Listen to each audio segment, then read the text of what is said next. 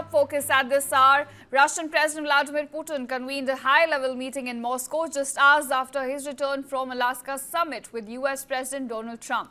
Now, Putin briefed top officials on the key discussions that took place with the US President. He said talks centered around possible approaches to resolving the Ukraine conflict and on addressing the underlying causes of tensions between Moscow and the West. Now, the Russian president underlined that his government acknowledges and respects the stance of the American administration, adding that Alaska opened dialogue for further engagement. In fact, officials say that Kremlin will now work on charting the next steps from peace talks on Ukraine to possible cooperation in arms control.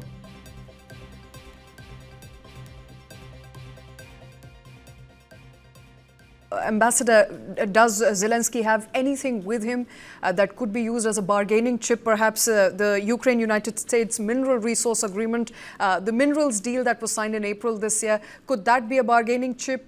What does Zelensky have right now in order to ensure that terms of conditions of peace deal are in Ukraine's favor? I think Zelensky has very few bargaining chips in his hand. One of them is the small parcel of land which reportedly Ukraine now controls in the Kursk region of Russia. But that apart, this mineral deal was thrown at President Zelensky in a take it or leave it. If you leave it, then the Americans will wash off their hands off this whole business and stop supplying everything that they had been doing. It was not only arms, it was aid in other forms, military training, etc., etc. So that was a very hard decision for President Zelensky to accept, but he did it. Now the point is that without American support and just banking on shaky European support, can President Zelensky continue with this war? And I think the Europeans have given indication, and that is why they are trying to put pressure on the Americans to not concede ground to the Russians and to force the Russians to vacate land. And that is something I don't think is going to happen. The Russians are not going to vacate the land unless and Crimea, of course, is has to be given up completely. There is no question of vacating no Crimea. question on Crimea.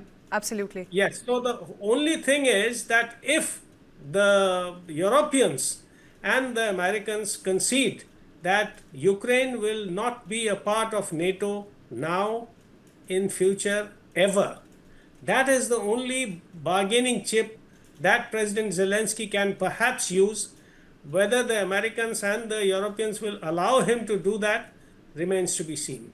All right, and while that happened, India is still living in uncertainty over its exports to the US. Major General Rajan Kochhar, before I let you go, I think we're looking at a dramatic shift in India-US ties, and where India-US ties becoming a collateral damage to what Trump wants with Russia or what he wants with Ukraine vis-a-vis peace in Europe. Are we looking at shifts perhaps that will go away as Donald Trump sets aside or steps down or when his tenure is over, or these changes are permanent in nature?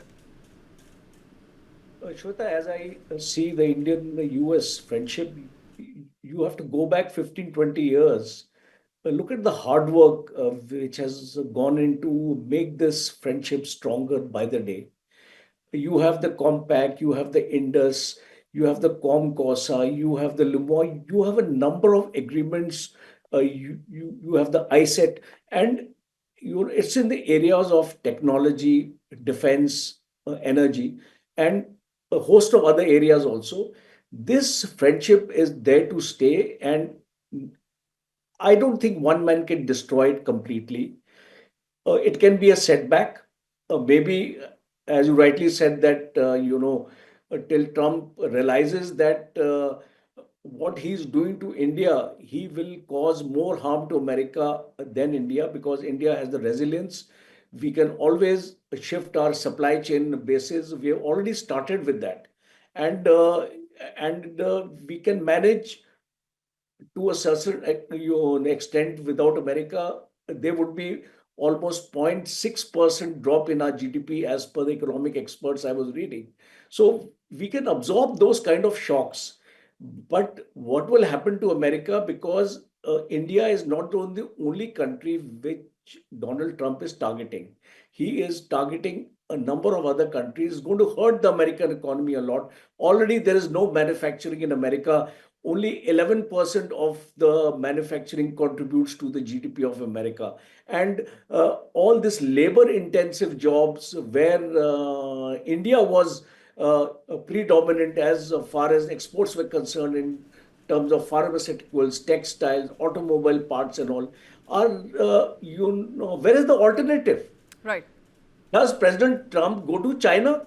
Because China is the only alternative. Vietnam is another alternative. He has got very limited alternatives as far as my assessment of this thing is concerned. And he is bound to review his policies now, because it's going to not make America great again. It will make America weak again.